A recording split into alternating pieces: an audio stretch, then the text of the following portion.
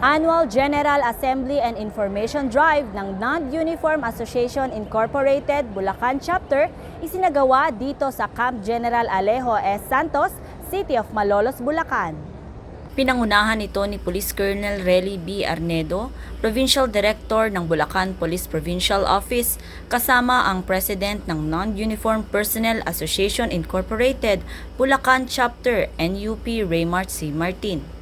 Ibinahagi sa naturang aktibidad ang tungkol sa Policy of Civil Service na kung saan tinalakay kung ano ang mga kailangan upang maging miyembro ng non-uniform personnel, proseso sa pagtaas ng posisyon at mga kabilang sa selection board.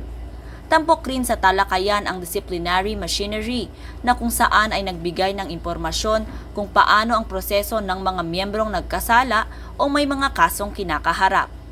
Ang ating mga non-uniform personnel ay may malaking papel sa kapulisan sa pamamagitan ng pagsuporta sa mga gawain, pagbibigay ng impormasyon at iba pang serbisyong kailangan ng pulisya.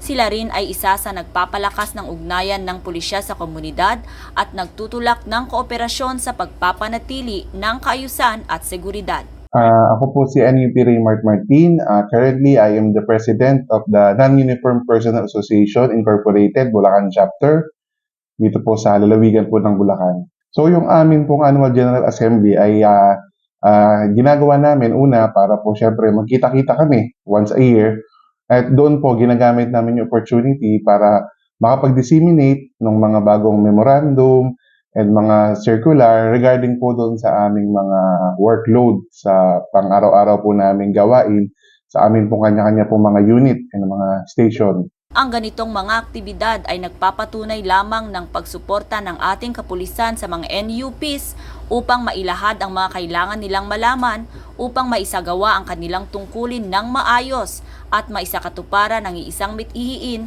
na magkaroon ng bagong Pilipinas. Mula dito sa Bulacan Police Provincial Office, ako ang inyong PNN correspondent, Patrolwoman Pearl Cristalin Javier, alagad ng batas, tagataguyod ng Balitang Pulis.